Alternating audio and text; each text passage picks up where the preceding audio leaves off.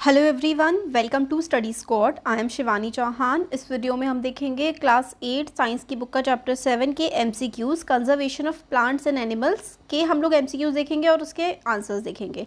तो देखो, इसके थ्रू ना हम लोग चैप्टर की काफ़ी इंपॉर्टेंट चीज़ें भी समझ पाते हैं। तो पहला क्वेश्चन है, clearing of forest is referred to as, मतलब अगर हम लोग जंगलों को साफ कर देते हैं या फिर जंगलों को काट देते हैं, उसको हम लोग क्या कहते हैं? उसको हम लोग कहते हैं डीफॉरेस्टेशन। देखो बच्चों, फॉरेस्टेशन, फॉरेस्ट का मतलब जंगल होता है, फॉरेस्टेशन का मतलब होता है पेड़ लगाना। तो आपने अगर फॉरेस्टेशन किया है तो आपने क्या किए हैं? आपने पेड़ लगाए हैं। ठीक है, अगर आपने फॉरेस्टेशन किया है आपने पेड़ लगाए हैं। अगर आप लोगों ने डीफॉरेस्टेशन, ये पूरा डीफॉरेस्टेशन किया है तो पेड़ आपने क्या किए हैं? पेड़ काटना इज डीफॉरेस्टेशन। ठीक है, रीफॉरेस्टेशन, और अगर इसकी जगह डी की जगह हम लोग रीफॉरेस्टेशन करें तो मतलब पेड़, वहाँ पे पहले जंगल था, आपने दोबारा से पेड़ लगा दिए तो वो रीफॉरेस्टेशन हो गया। ठीक है, तो ये सब टर्म्स हो गए यहाँ पर। और अगर हम इसमें देखें तो डिफॉरेस्टेशन इसका आंसर है, इसका आंसर है सी। ठीक है, रिफॉरेस्टेशन पेड़ दोबारा लगाना। डेजर्टिफिकेशन का मतलब होता है, मान ली डेजर्ट का मतलब क्या होता है? रेगिस्तान, जहाँ पर कोई पेड़ पौधे नहीं होते। डेजर्टिफिकेशन अगर क्या होता है कि पेड़ पौधे सारे के सारे काट दिए जाएं, उससे क्या होता है? सॉइल इरोजन होता है और वहाँ पे पेड़ बचे ही ना और सब रेत बन जाए, तो डेजर्टिफिकेशन। सैनिटेशन का मतलब तो साफ सफाई होता है। तो फिलहाल इसका आंसर सी है। हमने और चीज़ें भी समझ ली इसके साथ की। नेक्स्ट क्वेश्चन है, डिफॉरेस्टेशन लीड्स टू डिफॉरेस्टेशन। अगर हम लोग करते हैं, पेड़ काटते हैं, तो इससे क्या होता है? Increase in temperature of the earth. क्या टेम्परेचर अर्थ का बढ़ सकता है? बिल्कुल बढ़ सकता है, क्योंकि ऑक्सीजन की मात्रा हम लोग कम कर रहे हैं। Imbalance of carbon dioxide and oxygen, बिल्कुल सही बात है। तो both A and B are correct. तो इसका आंसर है डी। पेड़ काटने की वजह से ही तो एक ग्लोबल वार्मिंग हो रही है, कार्बन डाइऑक्साइड की मात्रा बढ़ रही है, ऑक्सीजन कम हो रही है, सारी दिक्कतें पेड़ काटने की वजह से ही तो हो रही हैं, डिफॉरेस्टेशन। क्वेश्चन 3 है, which of the following gases are needed by plants for photosynthesis. तो कौन फोटोसिंथेसिस करने के लिए, फोटोसिंथेसिस क्या होता है? जो पेड़ होते हैं फोटोसिंथेसिस की हेल्प से अपना खाना बनाते हैं, तो इसको प्रोसेस को कहते हैं फोटोसिंथेसिस। फोटोसिंथेसिस में कार्बन डाइऑक्साइड और सनलाइट और वाटर, इन तीनों चीज़ों की ज़्यादा ज़रूरत होती है। कौन सी गैस इस्तेमाल करते हैं? Carbon dioxide. देखो, हम लोग जो छोड़ते हैं, प्लांट्स तो कार्बन डाइऑक्साइड ले लेते हैं जो हमारे लिए नुकसानदायक होती है और हमें ऑक्सीजन देते हैं। कितने अच्छे होते हैं। तो सी है इसका आंसर।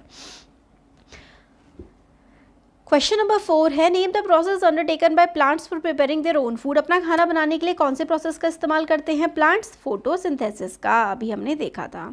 नेक्स्ट क्वेश्चन है, increase in the amount of carbon dioxide. अगर कार्बन डाइऑक्साइड का अमाउंट हमारे एनवायरनमेंट में बढ़ेगा तो क्या होगा? ग्लोबल वार्मिंग, गर्मी बढ़ेगी।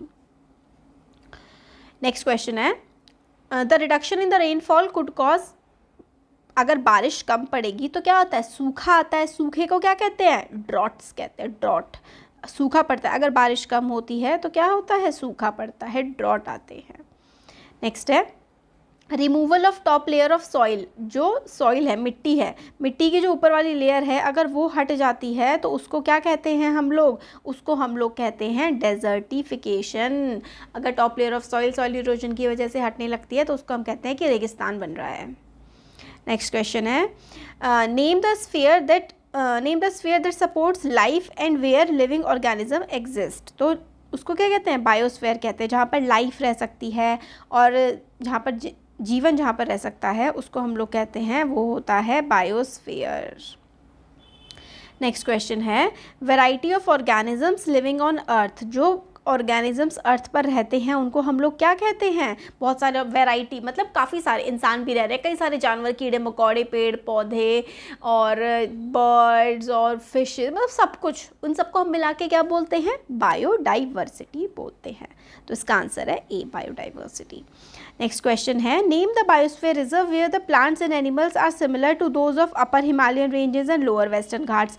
तो हिमालयाज और वेस्टर्न घाट्स के सिमिलर कौन से, इनमें से कौन से में? तो काजीरंगा में मिलते हैं।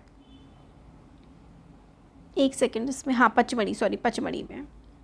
नेक्स्ट क्वेश्चन है, देखो ये कौन कौन सी एक्टिविटीज़ नहीं कर सकते हो आप लोग बायोस्फीयर रिजर्व में? तो पोचिंग, मतलब जानवरों को बेचने के लिए नहीं मार सकते हो, हंटिंग नहीं कर सकते हो, पेड़ नहीं गिरा सकते हो। तो इसका आंसर है D, all of the above. इनमें से कोई भी एक्टिविटी आप लोग नेशनल पार्क, बायोस्फीयर रिजर्व या सेंचुरीज में नहीं कर सकते। नेक्स्ट क्वेश्चन है, name the areas where animals are protected from any disturbance to them and their habitat. तो एरियाज जहाँ पे एनिमल्स को और प्लांट्स को बचाया जाता है, तो सेंचुरीज, ठीक है। नेक्स्ट क्वेश्चन, अच्छा इतने ही क्वेश्चंस हैं। तो देखो ये जो और हम लोग इसके लेकर के आएंगे, इसमें थोड़े ही थे और काफ़ी क्वेश्चंस हम इसके इंपॉर्टेंट क्वेश्चंस और एमसीक्यूज़ विद एक्सप्लेनेशन, चैप्टर तो हमारा लर्नर बी पर कवर है और इसमें हमने इतने क्वेश्चंस देख लिए हैं। अगर आप लोगों ने चैप्टर अच्छे से पढ़ा है तो एक क्वेश्चन मैं आप लोगों से पूछती हूँ कि जो रेड डेटा बुक है, उस रेड डेटा बुक में हमें कौन कौन से टाइप के स्पीशीज़ मिलते हैं, क्या हमें उसमें कौन कौन से टाइप के, endangered, critically endangered, vulnerable, least concern, इनमें से कौन से मिलते हैं, और क्या एंडेमिक स्पीशीज़ भी हम लोग को रेड डेटा बुक में मिलते हैं? तो ये हमें बताया रेड डेटा बुक में एंडेमिक स्पीशीज़ नहीं मिलता है। चलो मैंने ही बता दिया। इस तरीके की कुछ और चीज़ें हैं, है ना। और अगर आप लोगों का इस मतलब अच्छे से देखिए वीडियो को, शेयर करिए, तो हम अगर अच्छा रिस्पॉन्स रहा तो नोट्स भी जल्दी ही सारे चैप्टर्स के बना करके लेके आएंगे।